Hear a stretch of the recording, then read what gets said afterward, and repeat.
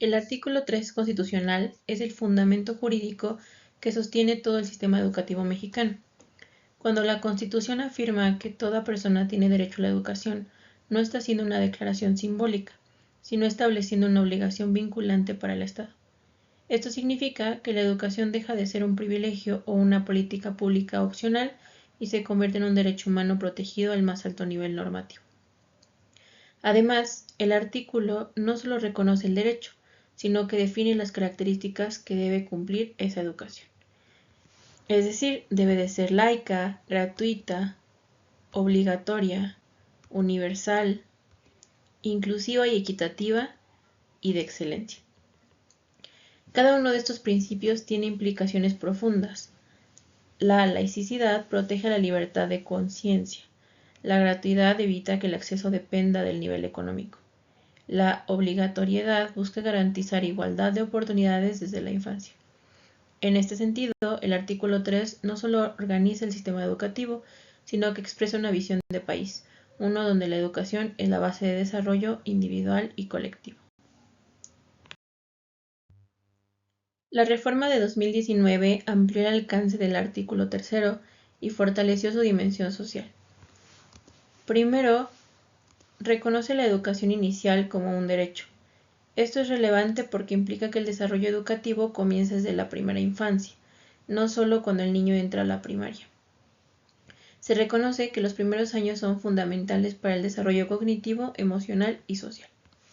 Segundo, incorpora el principio de inclusión e interculturalidad. Esto representa un cambio importante porque el sistema educativo ya no puede pensarse como uniforme.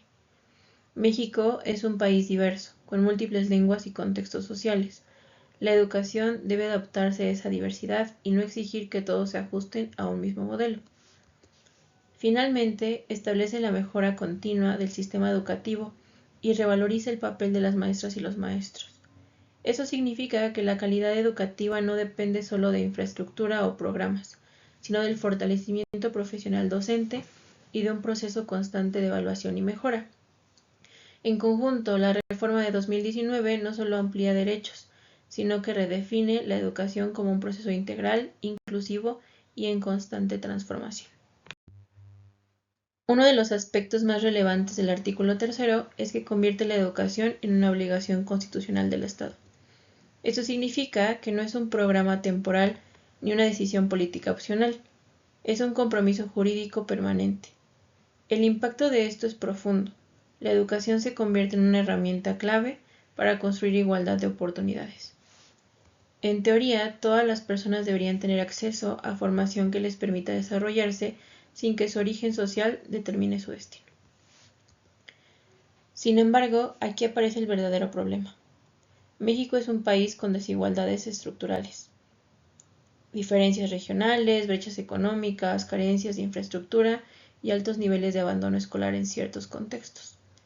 Garantizar el derecho a la educación implica más que abrir escuelas. Significa asegurar calidad, permanencia, condiciones dignas y equidad real.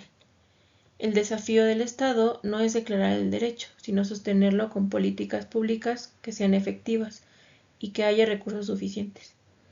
Reconocer la educación como obligación constitucional implica asumir costos económicos, responsabilidad institucional y continuidad a largo plazo. Si el Estado no logra reducir las brechas de calidad, acceso y permanencia, el derecho corre el riesgo de convertirse en una garantía formal, pero no material. Por eso, la verdadera fuerza del artículo 3 no está solo en su redacción, sino en su capacidad de generar igualdad real de oportunidades. Podemos encontrar algunos vacíos explícitos en el artículo tercero. Por ejemplo, falta de criterios constitucionales de financiamiento educativo. El derecho a la educación queda normativamente garantizado, pero financieramente depende de decisiones políticas y legales posteriores. La Constitución no blinda en este artículo un piso presupuestal mínimo para hacerlo efectivo. Ausencia de indicadores constitucionales de cumplimiento del derecho. El control de la calidad y del cumplimiento queda delegado al diseño legal e institucional posterior. El artículo tercero crea la estructura, pero no fija los umbrales normativos concretos de éxito o fracaso del sistema. Y falta de procedimientos concretos de exigibilidad del derecho.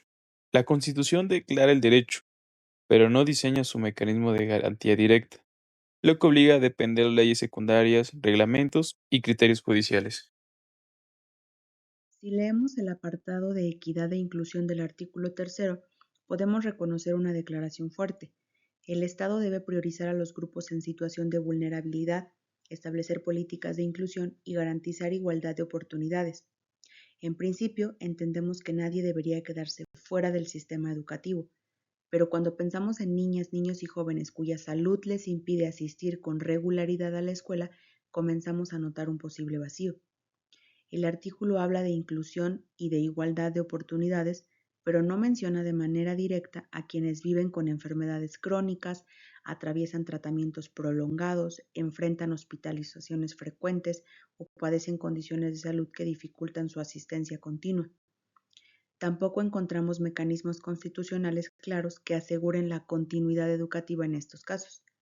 Se garantiza el acceso, sí, pero ¿qué pasa con la permanencia cuando la salud interrumpe la trayectoria escolar?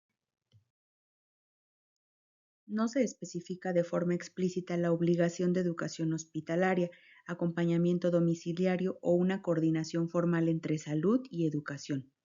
Entonces nos surge una pregunta inevitable. ¿Incluir significa solo abrir la puerta de la escuela o también llevar la escuela hasta donde el estudiante se encuentra cuando no puede cruzarla?